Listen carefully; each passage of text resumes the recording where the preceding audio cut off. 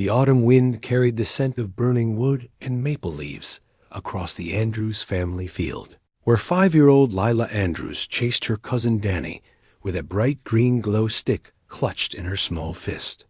The year was 2006, and the October. Air was crisp with the promise of winter. "I'm going to catch the fire fairies," she squealed, her pink sneakers with the faded bunny faces pounding against the damp earth as she ran toward the tree-lined dot. It was the last time anyone would see her alive. The Andrews family had been hosting their annual fall bonfire for 8 years.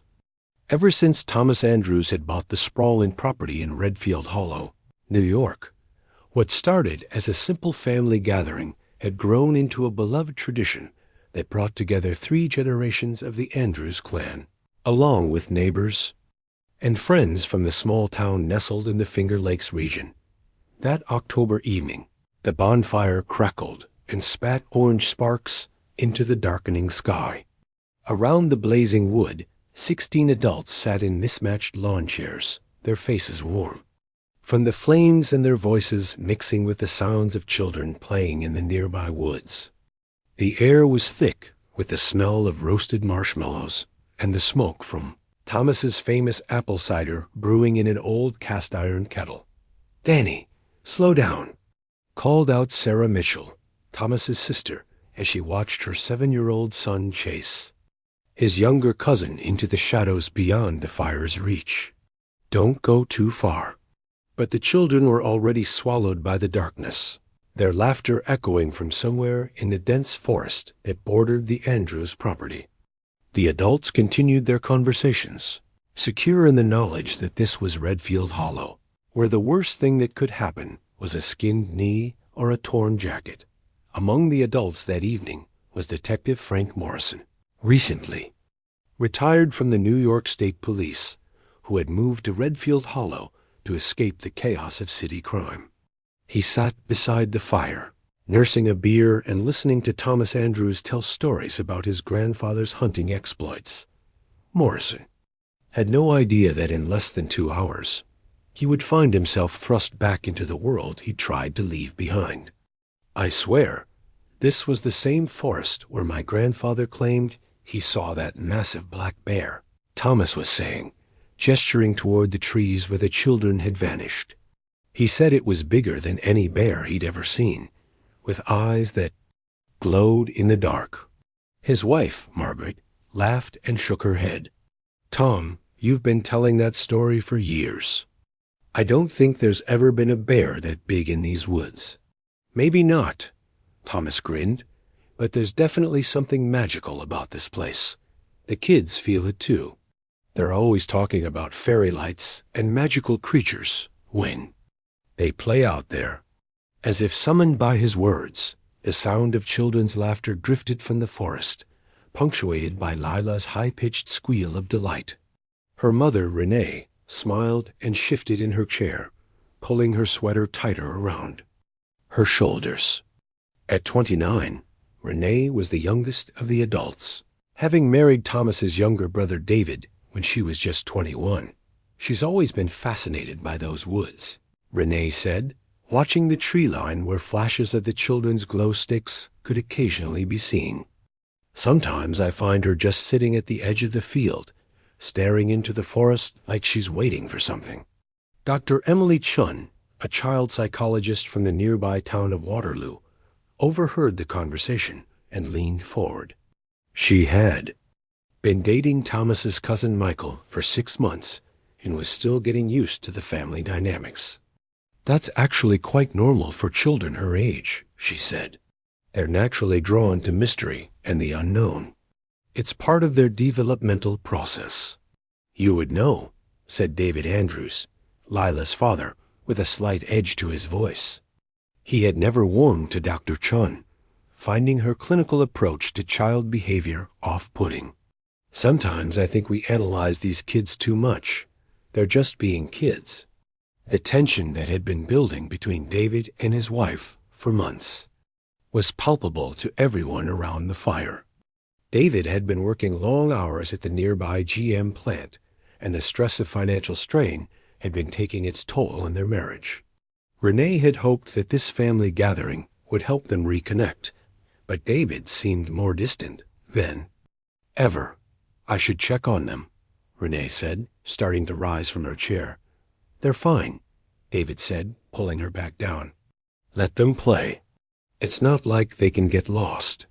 The property only goes back about a quarter mile before it hits the creek." But Renee was a mother, and something in her chest had been tight with worry for the past 30 minutes. She had been watching the forest, counting the glow sticks, trying to keep track of her daughter's voice among the others. And for the past few minutes, she hadn't heard Lila at all. "I'm going to check on them," she said, standing up despite David's protests. "I'll come with you," offered Frank Morrison, setting down his beer. His years of police work had taught him to trust a mother's instincts, and something in Renee's voice made him uneasy. As they walked toward the tree line, calling out for the children, the first 3 kids emerged from the forest. Danny Mitchell, Sarah's son, was leading the group, his glow stick casting green shadows on his face. Behind him came 8-year-old Katie Chun, Dr. Chun's daughter from a previous relationship, and 6-year-old Tommy Andrews, David's nephew. "Where's Layla?" Renee asked, her voice steady but strained. "She's chasing the fire fairies," Danny said, pointing deeper into the forest. "She ran that way with her glow stick. She said she was going to catch one and bring it back to show everyone." "How long ago?" Morrison asked, his detective instincts kicking in. "I don't know," Danny shrugged. "Maybe a few minutes. She was right behind us when we were playing hide and seek." Renee felt her heart sink. "Lila," she called out, cupping her hands around her mouth. "Lila, come back now. It's time to come back to the fire." The forest remained silent, except for the rustle of leaves in the wind. "She's probably just hiding," Katie said helpfully. "She's really good at hiding. Sometimes we can't find her for a really long time." By this point, the other adults had noticed the commotion and were gathering around the tree line. David Andrews pushed through the group, his face flushed with anger and worry. "What's going on? Where's Lila?" "She's still in the forest," Renee said, her voice beginning to crack. "She's not answering." "She's probably just being stubborn," David said, but his voice lacked conviction. "Lila, come back here right now. This isn't funny." The group stood in silence, waiting for a response that never came. The only sound was the crackling of the bonfire behind them and the distant hoot of an owl. Frank Morrison pulled out his cell phone and checked the time. It was 8:47 p.m. "How long has it been since you last saw her?" he asked Danny. "I don't know," the boy said, his voice becoming smaller. "Maybe 15 minutes? 20? We need to search the forest," Morrison said, his voice taking on the authority of his former profession. "Everyone grab a flashlight. We'll form a line and sweep the area." What followed was an hour of increasingly frantic searching. The adults called Lila's name until their voices were hoarse, their flashlights sweeping across the forest floor in desperate arcs. The children were brought back to the fire and watched over by Margaret Andrews, who tried to keep them calm while her own fear grew with each passing minute. "She's probably just lost," Thomas Andrews said, trying to convince himself as much as anyone else. "These woods are confusing in the dark. She'll hear us calling and come back." But as the minutes ticked by, their optimism began to fade. The forest seemed to swallow their voices, and the beam of their flashlights revealed nothing but trees, rocks, and fallen leaves. There was no sign of Lila's pink sweater or her distinctive sneakers. At 9:52 p.m. they found her glow stick. Frank Morrison discovered it first, lodged beneath the root of a massive pine tree about 150 yards from the fire. The green plastic tube was still glowing, but its light was fading fast. Morrison examined the area carefully, his trained eye searching for any sign of disturbance. "There's no indication of a struggle," he said quietly to David and Thomas, who had joined him at the tree. "No broken branches, no scuff marks in the dirt. It's like she just vanished." "That's impossible," David said, his voice hollow. 6-year-old girls don't just vanish. But as they stood there in the fading light of the glow stick, surrounded by the vast silence of the forest, it seemed like the only explanation. By 10:30 p.m., Frank Morrison had called the New York State Police, and by 11:15 p.m., the first patrol car arrived at the Andrews property. Officer Jennifer Walsh, a 12-year veteran of the force, took command of the scene and immediately called for backup and search dogs. "We're going to find her," she assured Renee, who was sitting by the fire wrapped in a blanket, staring into the flames. "We've got search teams coming from 3 counties, and we'll have dogs here within the hour." But as the night wore on, the search grew more desperate. By 2 a.m., more than 50 people were combing the forest, their flashlights creating a constellation of moving lights in the darkness. The search dogs arrived at 3:30 a.m., and their handlers worked them in systematic grids, searching for any trace of Lila's scent. "The dogs are picking up her trail," one of the handlers reported to Officer Walsh. "It leads from the bonfire area to the tree where you found the glow stick, but then it just stops." "What do you mean, stops?" Walsh asked. "I mean the trail ends. It's like she was never there after that point." As dawn broke over Redfield Hollow, the search continued with renewed intensity. The local fire department brought in additional lighting, and volunteers from the town began arriving with coffee and sandwiches for the searchers. The story had already begun to spread through the small community, and by 7 a.m., local news crews were setting up their equipment at the edge of the Andrews property. "This is the worst thing that's ever happened here," said Mayor Catherine Brennan, who had been part of the search all night. "We're a small town. We all know each other. This kind of thing just doesn't happen in Redfield Hollow." But it had happened, and as the hours passed without any sign of Lila, the reality of the situation began to sink in. A 6-year-old girl had vanished from one of the safest places in one of the safest towns in New York State, and there was absolutely no explanation for how or why the search continued for 6 days. Professional search and rescue teams arrived from across the state, along with FBI agents who specialized in missing children cases. They searched every square inch of the forest, expanded the search radius to include the entire township, and interviewed every person who had been at the bonfire that night. Special Agent Maria Rodriguez, who had been investigating child disappearances for 8 years, set up a command post in the Redfield Hollow Community Center. She interviewed each family member separately, searching for any detail that might have been overlooked. "Tell me about Lila's behavior that day," she said to Renee during one of their sessions. "Was she acting differently? Did she seem upset about anything?" Renee shook her head slowly. She was excited about the bonfire.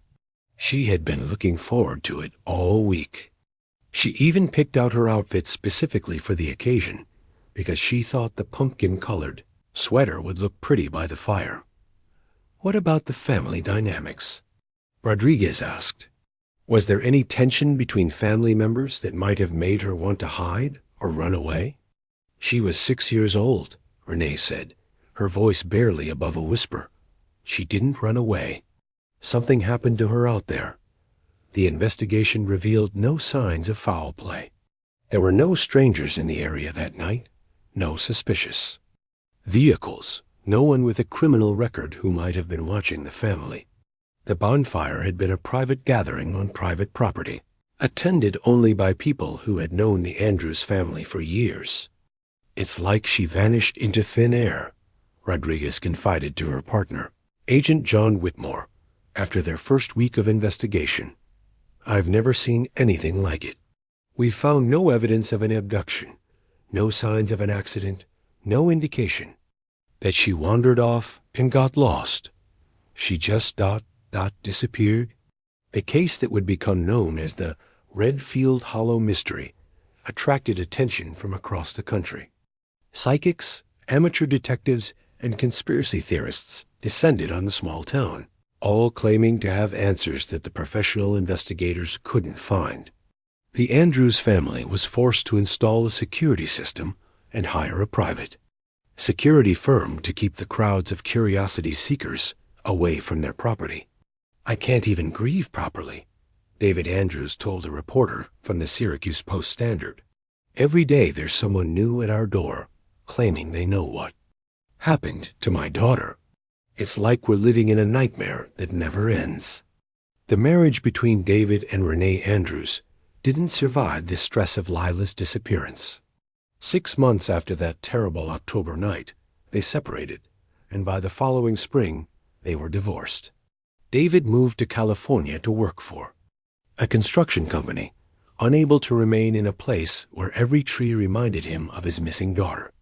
"I can't look at that forest anymore," he told his brother Thomas during one of their last conversations. "Every time I see those trees, I think about how I didn't protect her, how I let her run into the dark, and I didn't follow her." Renee, meanwhile, became obsessed with the case. She quit her job as a kindergarten teacher and devoted herself to searching for Lila. She studied every detail of the investigation, hired private detectives, and spent hours walking through the forest where her daughter had vanished. "I know. She's out there," she told anyone who would listen. "I can feel her. She's trying to tell me something, but I can't understand what it is." The town of Redfield Hollow slowly began to heal from the trauma of Lila's disappearance, but the wound never fully closed. The annual fall bonfire tradition ended that year, and the Andrews family property was sold to a developer who planned to build a housing complex. The forest where Lila had vanished was eventually incorporated into a small nature preserve, with a memorial bench that bore a simple inscription, "In memory of Lila Andrews, who loved the magic of the woods." But for those who had been there that night, the magic was gone. The forest had become a place of mystery and fear, where the laughter of children was replaced by the whisper of wind through empty trees. As the years passed, the investigation remained open but dormant. New leads would occasionally surface: a sighting of a young girl in a distant city, a tip from someone who claimed to have seen a suspicious person in the area that night, but none of them ever led to any concrete answers. Frank Morrison, the retired detective who had been at the bonfire that night, never stopped thinking about the case. He had studied the evidence so many times that he could recite every detail from memory: the location of the glow stick, the time of the last sighting, the weather conditions that night. All of it was burned into his mind like a photograph that wouldn't fade. "I've investigated hundreds of missing person cases," he told his wife Barbara during one of their evening walks through the town. "But this one is different. There's something about it that doesn't make sense. Something we're missing." Dr. Emily Chun, who had been dating Michael Andrews at the time of Lila's disappearance, was so affected by the case that she changed her specialty from child psychology to forensic psychology. She spent the next decade studying cases of missing children, always looking for patterns that might explain what had happened to Lila. "There are certain cases that stay with you," she told her students at the State University of New York. "Cases where the evidence doesn't match the outcome, where the facts seem to contradict the laws of physics. These are the cases that remind us how much we still don't understand about the world around us." The other children who had been playing in the forest that night were deeply affected by Lila's disappearance. Danny Mitchell, who had been the last to see her, struggled with guilt and nightmares for years. His family moved to Florida when he was 12, hoping that a change of scenery would help him heal. "I used to dream about her every night," he told a therapist years later. "I would see her running through the forest, trying to catch up with us, but she could never quite reach us. It was like she was stuck in the trees, calling out but unable to be heard." Katie Chun, Dr. Chun's daughter, became obsessed with the supernatural after Lila's disappearance. She spent her teenage years studying ghost stories and paranormal phenomena, convinced that Lila's spirit was somehow trapped in the forest. "I think she's still there," she told her mother one evening when she was 16. "I think she's waiting for someone to help her find her way home." The case made headlines again on the 5th anniversary of Lila's disappearance, when a local news station ran a special investigative report. The reporter, a young woman named Sarah Martinez, had grown up in nearby Waterloo and had been fascinated by the case since she was a child. "What happened to Lila Andrews?" she asked during the opening segment of her report. "It's been 5 years since a 6-year-old girl vanished from a family gathering in Redfield Hollow, and we're no closer to answers today than we were the night she disappeared." The report featured interviews with the original investigators, family members, and several experts in child psychology and criminal behavior. But despite the renewed attention, no new evidence emerged. "I watch that forest every day," said Mrs. Eleanor Witten, an elderly woman who lived in a house overlooking the Andrews property. "Sometimes I think I see movement in the trees, like a child playing. But when I look closer, there's nothing there. Just shadows and leaves." By the 10th anniversary of Lila's disappearance, the case had become a local legend. Children in Redfield Hollow told stories about the girl in the pink shoes who haunted the forest, and teenagers would dare each other to spend the night in the woods where she had vanished. "It's become a ghost story," said Tom Mitchell, Danny's father, during an interview with a documentary filmmaker. "But it's not a ghost story. It's a real family who lost their daughter, and they still don't know what happened to her." Renee Andrews, who had never remarried after her divorce, continued to make pilgrimages to the forest. Every year on the anniversary of Lila's disappearance, she would return to the place where her daughter had vanished, carrying a bouquet of pink flowers that she would leave at the base of the tree where the glow stick had been found. "I know she's not coming back," she told a reporter on the 50th anniversary, "but I can't stop looking for her. She's my daughter, and I need to know what happened to her." The case file remained open, but it had been transferred to a cold case unit, where it was reviewed periodically by detectives who had no personal connection to the family or the town. The evidence had been preserved, but the urgency was gone. Lila Andrews had become another unsolved mystery, another child who had vanished without a trace. But in the winter of 2023, something changed. A group of researchers from the State University of New York, led by Dr. Emily Chun, received a grant to study the ecological impact of climate change on the forests of upstate New York. Their research would require them to create detailed maps of the forest structure and to document changes in the local ecosystem. The team consisted of Dr. Chun, 2 graduate students named Alex Rodriguez and Katie Brown, and a local guide named Mark Thompson, who had grown up in Redfield Hollow and knew the forest better than anyone. As they prepared for their research, Dr. Chun briefed the team on the history of the area, including the story of Lila Andrews. "I was there that night," she told them during their first meeting. "I saw the family's desperation, the way the town came together to search for her. It's a case that's haunted me for almost 20 years." The research began in early spring of 2024, with the team conducting systematic surveys of the forest. They measured tree growth, documented changes in the undergrowth, and used advanced imaging technology to create detailed maps of the forest floor.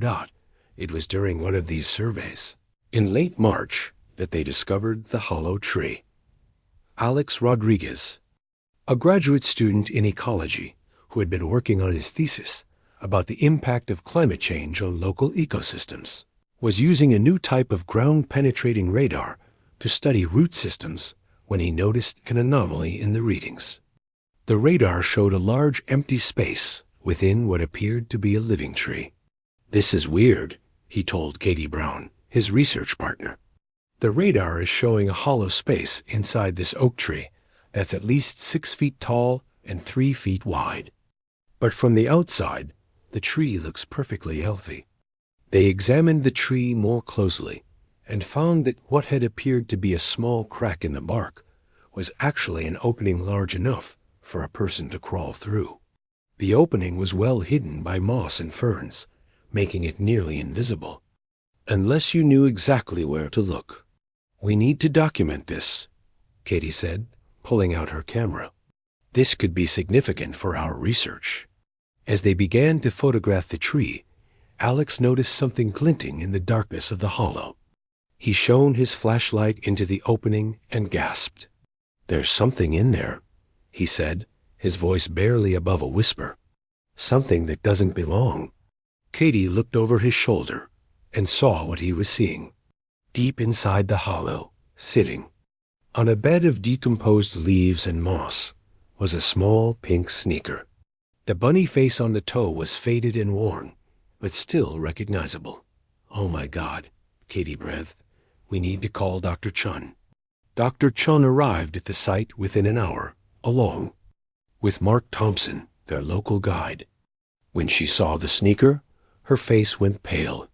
"I remember those shoes," she said quietly. "Lila was wearing them the night she disappeared." "Are you sure?" Alex asked. "I mean, they're just children's sneakers. They could belong to anyone." But Dr. Chun was already on her phone, calling the New York State Police. "This is Dr. Emily Chun from the State University of New York. I need to report the discovery of evidence in the Lila Andrews case." The police response was swift and thorough. Within 2 hours, the forest was cordoned off as a crime scene, and evidence technicians were carefully extracting the sneaker from the hollow tree. The discovery made national news, with reporters from major networks descending on Redfield Hollow for the first time in more than a decade. "After 18 years, we finally have a new lead in the disappearance of Lila Andrews," reported CNN's correspondent. "The discovery of her shoe in a hollow tree has reopened one of New York's most mysterious missing person cases." The sneaker was immediately sent to the state crime lab for analysis. DNA testing confirmed that it had indeed belonged to Lila Andrews, and forensic analysis of the material and the surrounding environment suggested that it had been in the hollow tree for many years. The organic material on the shoe is consistent with it having been in this location for more than a decade, said Dr. Patricia Williamson, the state's chief forensic scientist. The rate of decomposition and the type of moss and fungal growth suggest that it was placed there sometime between 2006 and 2010. But the most disturbing aspect of the discovery was the location of the tree itself. The hollow oak was less than 50 yards from the spot where Lila had been last seen, in an area that had been searched extensively by professional search teams and their dogs. "This doesn't make sense," said retired Detective Frank Morrison, who had been contacted by the police as soon as the discovery was made. "We searched that area with German shepherds and bloodhounds. We had infrared cameras and ground-penetrating radar. How could we have missed this?" The answer came from Dr. Michael Taylor, a forestry expert who was brought in to examine the tree. According to his analysis, the hollow tree had been created by a combination of natural decay and what appeared to be human intervention. The tree was probably damaged by a storm or lightning strike sometime in the early 2000s, he explained. The damage would have created a small opening, but someone clearly expanded it by removing sections of the decayed wood. The opening was then carefully concealed with moss and ferns. The implications were chilling. If the tree had been artificially modified, it suggested that someone had created a hiding place in the forest, possibly with the intention of concealing evidence. "We're treating this as a crime scene," said Detective Sarah Walsh, who had been assigned to the reopened case. "We're operating under the assumption that someone deliberately hid the shoe in this location." The investigation that followed was more thorough than the original search in 2006. Forensic teams brought in advanced equipment to scan the area around the hollow tree, and a team of archaeologists was brought in to carefully excavate the surrounding soil. We're looking for any evidence that might have been missed in the original investigation, Detective Walsh explained to the media. This discovery has opened up new possibilities in the case. But the excavation revealed no additional evidence. No other clothing, no remains, no signs of a struggle. Just the single pink sneaker sitting in the hollow tree like a message from the past. The discovery of the shoe also brought the case back into the public eye in a way that was both gratifying and traumatic for the family. Lila Andrews, now in her late 40s, had been living in quiet desperation for 18 years, never knowing what had happened to her daughter. "I always knew she was still out there," she told a reporter from the local newspaper. "I could feel her presence every time I walked through that forest, finding her shoe. It's like she's finally able to speak to me." But the discovery also brought back painful memories for the other family members. David Andrews, who had been living in California for more than a decade, flew back to New York as soon as he heard the news. "I never wanted to see this place again," he told his brother Thomas as they stood together at the edge of the forest. "But I need to know what happened to her. I need to know why my little girl never came home." The investigation also brought scrutiny to the original search efforts. How had dozens of trained searchers, aided by dogs and advanced technology, missed a hiding place so close to the spot where Lila had been last seen? "We did everything by the book," insisted retired Detective Morrison. "We searched that area thoroughly. If the tree was modified after 2006, it would explain why we didn't find it during the original search." But Dr. Taylor's analysis suggested that the tree had been modified before 2006, possibly years before. The growth patterns of the moss and the type of decay in the wood were consistent with the hiding place, having been created sometime in the early 2000s. If this hiding place existed in 2006, it's possible that it was simply overlooked during the original search, admitted Detective Walsh. The opening was well concealed, and it's possible that the search teams simply didn't see it. The discovery of the shoe also brought forward several new witnesses, people who had been in the area around the time of Lila's disappearance, but had never been interviewed by the police. One of these was a local man named Robert Klein, who had been hunting in the forest in the weeks before the bonfire. "I saw someone out there," he told investigators. "Someone who didn't belong. It was a few days before the little girl went missing, and I saw a man in dark clothing near the oak trees. He was doing something with one of the trees, like he was working on it." When shown photographs of the hollow tree, Klein was able to identify it as the same tree he had seen the man working on. But his description of the man was vague, and he was unable to provide any identifying details. "He was average height, maybe 5 feet 8 or 5 feet 9, Klein told the police. Dark hair, dark clothing. He seemed to know what he was doing, like he was familiar with the forest." The investigation also brought attention to several other suspicious incidents that had occurred in the area around the time of Lila's disappearance. A local woman named Mary Sullivan came forward to report that she had seen a man watching the Andrews property from the forest on the day of the bonfire.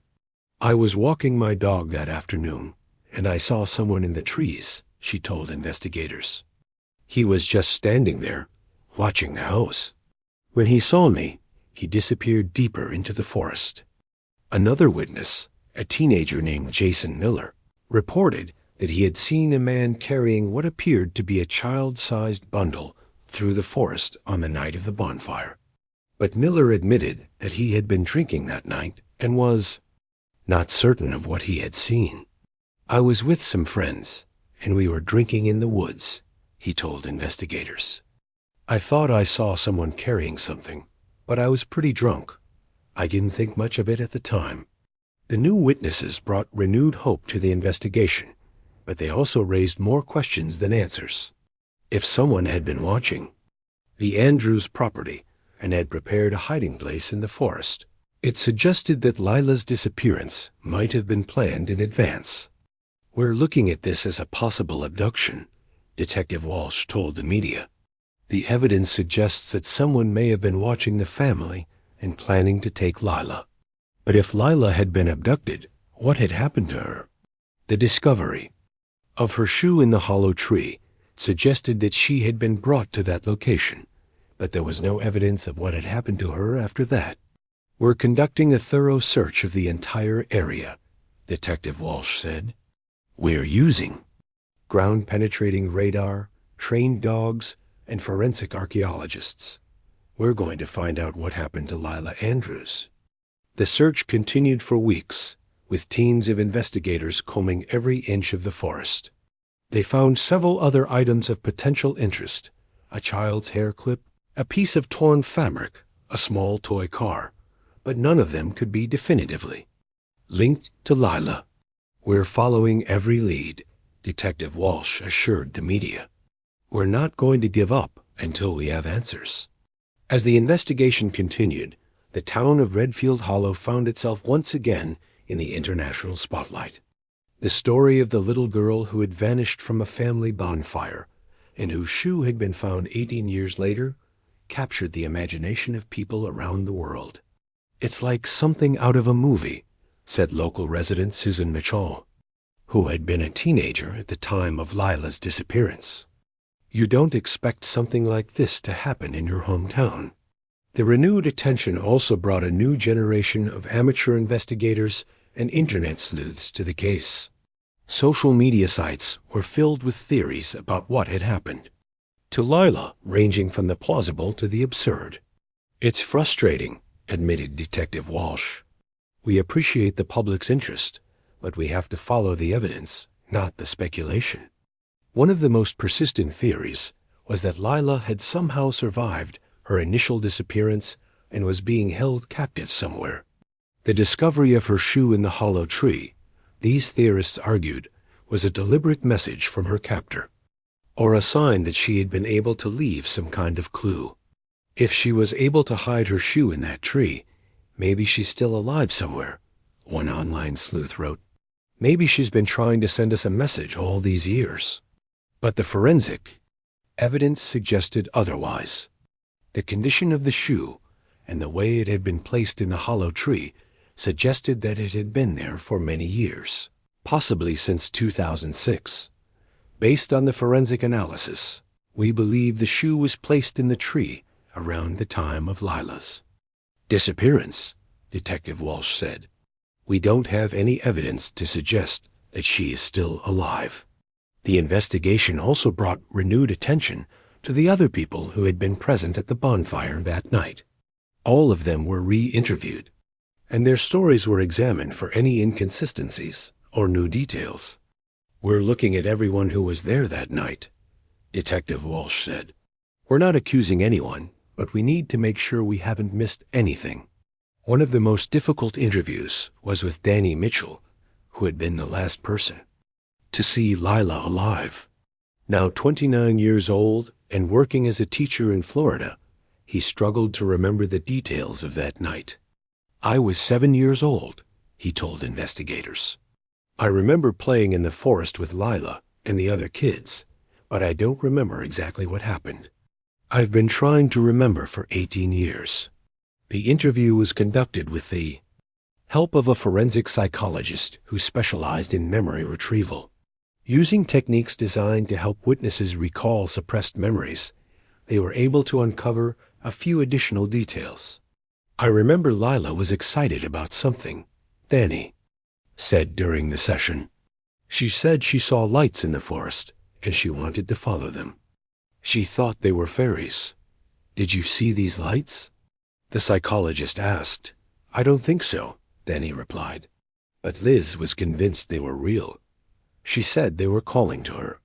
The detail about the lights was intriguing, but it was impossible to verify. None of the other children who had been playing in the forest that night remembered seeing any unusual lights. It's possible that she was just imagining things, the psychologist explained. Children that age often have vivid imaginations, and they can sometimes believe they've seen things that aren't really there. But the detail about the lights also reminded investigators of the family stories about the forest being a magical place. Several family members had mentioned that the children often talked about seeing fairies and other supernatural creatures in the woods. Maybe someone used her belief in fairy lights to lure her away from the group, suggested Detective Walsh. If someone was watching the family and knew about the children's games, they might have used that knowledge to trick her. The investigation also brought renewed attention to the physical evidence that had been collected in 2006. The original glow stick, still preserved in the evidence room, was re-examined using modern forensic techniques. Advanced DNA analysis revealed traces of genetic material that hadn't been detected in the original investigation. We found DNA on the glow stick that doesn't match Lila or any of the family members who were at the bonfire, Detective Walsh announced. At a press conference, we're running it through the national database to see if we can find a match. The DNA evidence was a breakthrough, but it also raised new questions. If the genetic material belonged to Lila's abductor, it might finally provide the key to solving the case. But the analysis would take weeks, and there was no guarantee that the DNA would match anyone in the database. While they waited for the results, the investigation continued to focus on the hollow tree and the surrounding area. Ground penetrating radar revealed several other anomalies in the forest floor, including what appeared to be a small underground chamber about 100 yards from the hollow tree. We're going to excavate this area carefully, Detective Walsh said. We don't know what we might find, but we're prepared for anything. The excavation began on a gray morning in May, with forensic archaeologists using brushes and small tools to carefully remove layers of soil and debris. The process was painstakingly slow, but by afternoon, they had uncovered something that made everyone at the scene go silent. Buried 3 feet below the surface, wrapped in what appeared to be a child's blanket, were the skeletal remains of a small human being.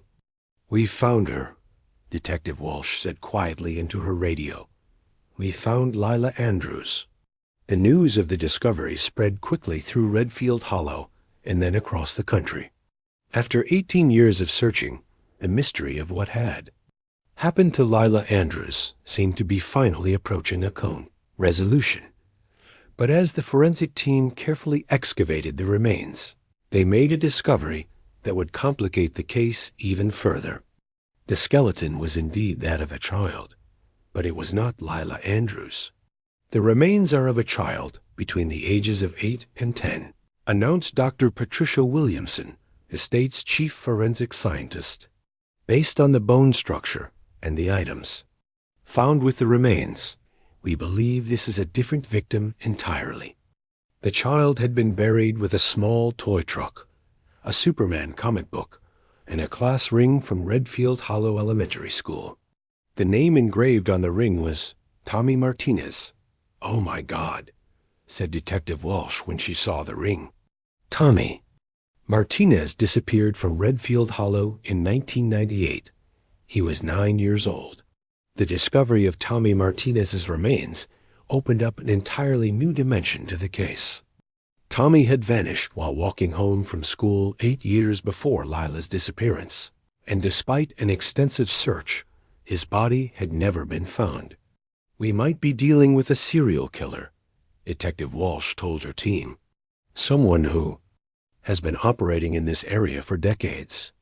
The investigation now focused on finding connections between the two cases. Both children had disappeared from the same small town. Both had vanished without a trace, and both had been buried in the same forest. The similarities were too numerous to be coincidental. "We're looking at every missing child case in the region going back 30 years, Detective Walsh announced. "We need to know if there are other victims."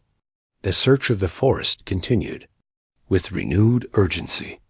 If there were other victims, their remains might also be buried in the woods surrounding Redfield Hollow. The entire area was mapped using ground-penetrating radar, and any anomalies were marked for excavation. 3 days. After the discovery of Tommy Martinez's remains, the radar operators detected another burial site. This one was located near the creek that marked the boundary of the Andrews property, in an area that had been searched multiple times during the original investigation. "We've got another one," called out Dr. Sarah Mitchell, the forensic archaeologist, who was leading the excavation. "This one's been here even longer." The third set of remains belonged to a girl who had disappeared from the neighboring town of Waterloo in 1995. Her name was Jessica Chun, and she had been Dr. Emily Chun's younger sister. "I can't believe it," Dr. Chun said when she was told of the discovery. "Jessica disappeared when I was in graduate school. I was studying child psychology because I wanted to understand what had happened to her. The discovery of Jessica's remains was particularly devastating because it revealed that the killer had been operating in the area for at least a decade before Lila's disappearance. It also suggested that the killer had been watching the Chun family, possibly targeting Emily's sister before moving on to other victims. This changes everything," Detective Walsh told the media. "We're dealing with someone who has been operating in this area for decades, someone who knows the forest well enough to bury multiple victims without being detected." The investigation now expanded to include law enforcement agencies from across the region. The FBI's Behavioral Analysis Unit was brought in to create a profile of the killer, and task forces were established to coordinate the search for additional victims. "We're looking at a highly organized individual," said FBI Agent Jennifer Martinez, who was leading the behavioral analysis. "Someone who has extensive knowledge of the local area and who has been able to operate undetected for more than 2 decades. The profile that emerged was chilling. The killer was likely a local resident, someone who had grown up in the area and knew the forest intimately. He was probably between 45 and 65 years old, had a job that gave him flexibility in his schedule, and was skilled at gaining the trust of children. He's been hiding in plain sight," Agent Martinez explained. "He's probably someone who appears normal to his neighbors, someone who has been part of the community for years." The investigation also revealed disturbing patterns in the way that victims had been selected. All 3 children had been alone when they disappeared. All had vanished from locations near the forest, and all had been buried in carefully prepared graves. "He's been watching these families," Detective Walsh said. "He knows their routines, their habits. He waits for the right moment, when the children are vulnerable." The DNA evidence from the glow stick was finally processed, and it revealed a partial match to a man named Robert Henley, who had been living in Redfield Hollow for more than 20 years. Henley, 54, worked as a groundskeeper for the County Parks Department and had extensive knowledge of the local forest system. "We've got him," Detective Walsh said when the results came in. "We've got our killer." The arrest of Robert Henley sent shockwaves through the community. He was a quiet man who had lived alone in a small house on the outskirts of town, someone who had been helpful to his neighbors and had never been suspected of any wrongdoing. "I can't believe it," said his neighbor, Mrs. Catherine Brennan, the former mayor of Redfield Hollow. "Bob was always so nice. He helped me with my garden every spring. I would never have suspected him of something like this." But as investigators searched Henley's property, they found evidence that painted a very different picture. Hidden in his basement were photographs of dozens of children, including pictures of Lila Andrews, Tommy Martinez, and Jessica Chun. There were also detailed maps of the forest, showing the locations where the bodies had been buried. "He's been planning this for years," Detective Walsh said as she examined the evidence. "He had photographs of these children, maps of where he was going to bury them. This wasn't impulsive. This was calculated. The search of Henley's property also revealed a collection of children's belongings, toys, clothing, and personal items that had been taken from his victims. Among them was Lila's right shoe, the one that had been missing from the hollow tree. He kept trophies, Agent Martinez explained. It's a common behavior among serial killers. They keep items from their victims as a way of reliving the crime. But, despite the overwhelming evidence against him, Henley maintained his innocence. During his interrogation, he claimed that he had been framed, that someone else had planted the evidence in his home. "I didn't hurt those children," he insisted. "I would never hurt a child. Someone is trying to make me look guilty." The interrogation continued for hours, with detectives trying to get Henley to confess to the murders. But he remained steadfast in his denial, even when confronted with the physical evidence. "We know you did it, Robert," Detective Walsh said during one of the sessions. "We have your DNA on the glow stick. We have photographs of the victims in your house. We have maps showing where you buried the bodies." "I don't know how that stuff got there," Henley replied. "I'm being set up." The case against Henley was strong, but prosecutors knew that getting a conviction would require more than just physical evidence. They needed to prove that he had the opportunity and the motive to commit the murders. The investigation into Henley's background revealed a troubled past. He had been abused as a child, had struggled with mental health issues, and had been arrested twice for minor offenses involving children, once for taking photographs of children at a playground and once for following a school bus. "He fits the profile perfectly," Agent Martinez said.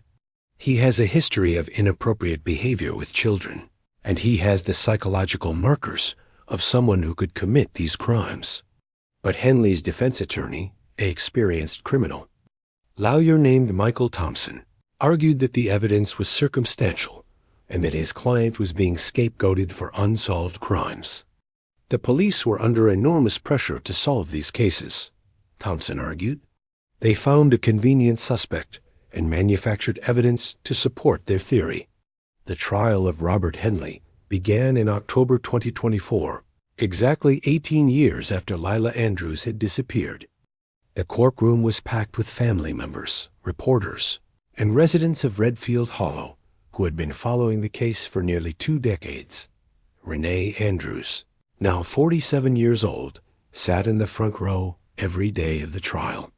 She had waited 18 years for this moment, and she was determined to see justice done for her daughter. "I need to look him in the eye," she told a reporter. "I need to see the face of the man who took my little girl away from me." The prosecution presented a methodical case, walking the jury through the evidence that linked Henley to the crimes. They showed photographs of the victims, maps of the burial sites, and DNA evidence that connected him to the scene of Lila's disappearance. "Robert Henley is a predator," prosecutor Sarah Williams told the jury. "He stalked these children, he murdered them, and he buried them in the forest like they were nothing more than garbage." But the defense fought back, arguing that the evidence was contaminated and that the police had rushed to judgment. They pointed to inconsistencies in the timeline and questioned the reliability of the DNA evidence. "My client is innocent, Michael," Thompson told the jury. "He's been made a scapegoat for crimes he didn't commit. The real killer is still out there." The trial lasted 3 weeks, with dozens of witnesses testifying about the evidence and the investigation. The most emotional moment came when Danny Mitchell, now 29 years old, took the stand to testify about the night Lila disappeared. "I was just a kid," he said, his voice breaking. "I've lived with the guilt for 18 years, wondering if I could have done something to save her." The jury deliberated for 2 days before returning with their verdict. Robert Henley was found guilty on all counts: 3 counts of first-degree murder and multiple counts of kidnapping and child abuse. "Justice has finally been served," Detective Walsh said after the verdict was announced. These families have waited 18 years for answers, and now they have them. But even with Henley's conviction, questions remained. During the trial, the defense had raised the possibility that there might be other victims, other children who had disappeared from the area over the years. "We're going to continue searching," Detective Walsh announced. "We're going to make sure that every victim gets justice." The investigation continued even after Henley's conviction, with search teams combing through the forest looking for additional burial sites. They found 2 more sets of remains, both belonging to children who had disappeared from the region in the 1990s. "He was more prolific than we initially thought," Agent Martinez said. "We may never know the full extent of his crimes." The discovery of the additional victims brought the total number of confirmed cases to 5 children, all murdered over a period of nearly 15 years. The case became known as the Redfield Hollow murders, and it was considered one of the most significant serial killer cases in New York State history. For the families of the victims, the conviction of Robert Henley brought a measure of closure, but the pain of their loss remained.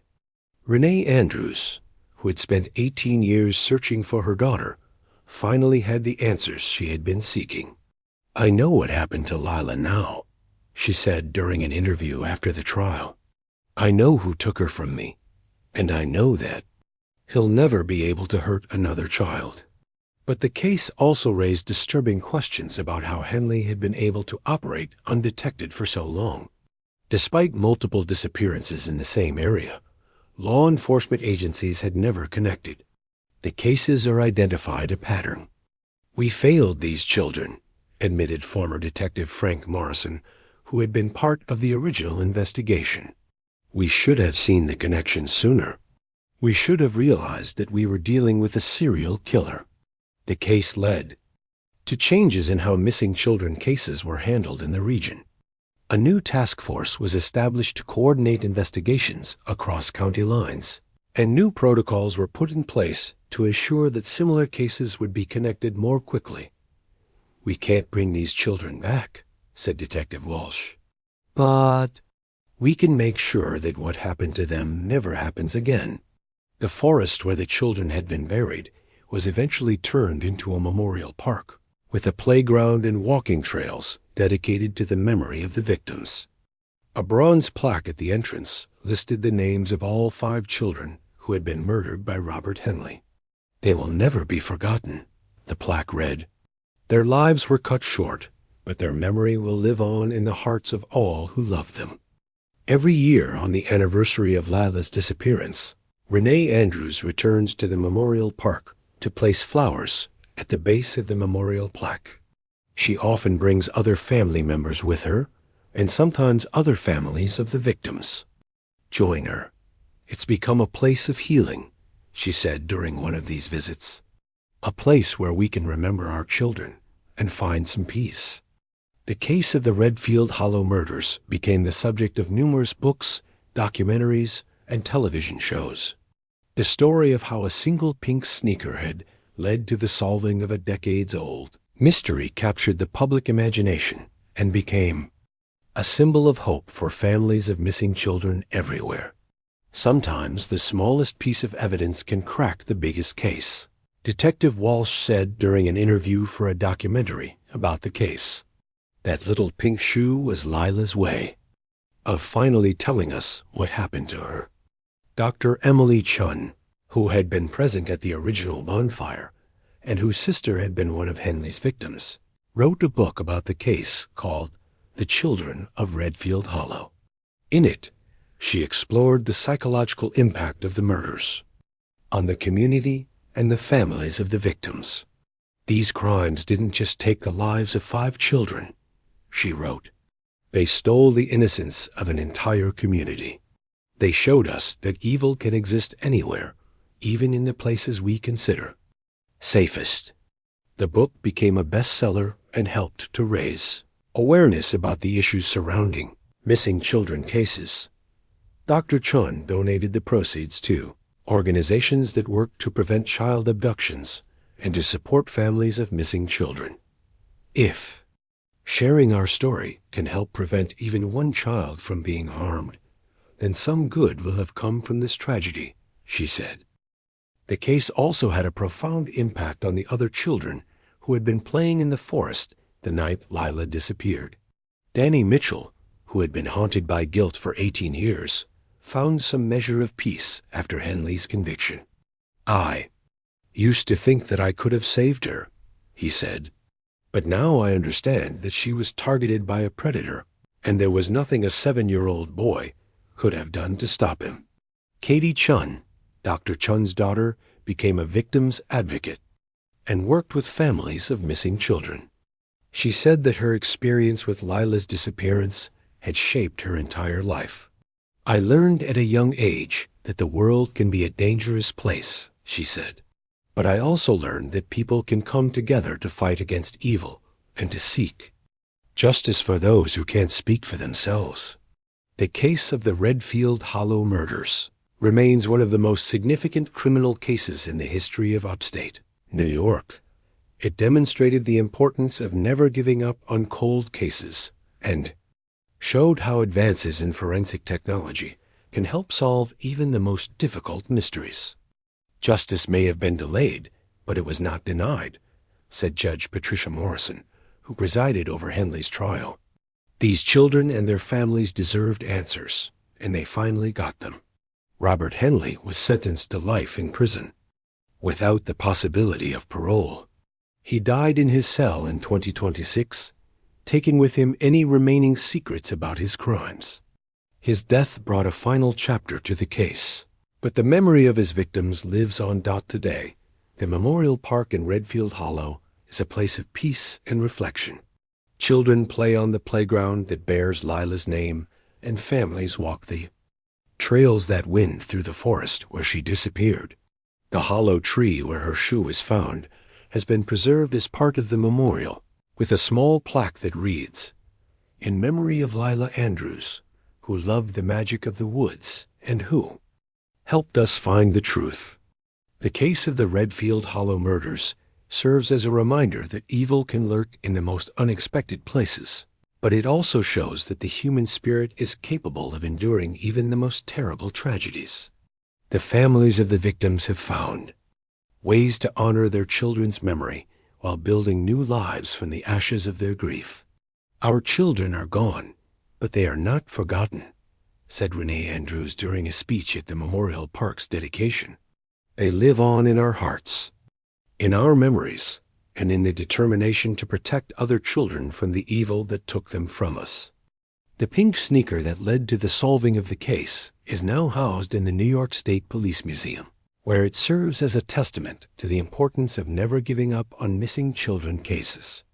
The small shoe, with its faded bunny face, has become a symbol of hope for families everywhere who are still searching for their missing children.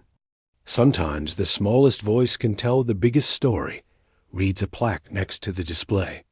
Lila Andrews' voice was silenced, but her shoe spoke for her, and her story will never be forgotten.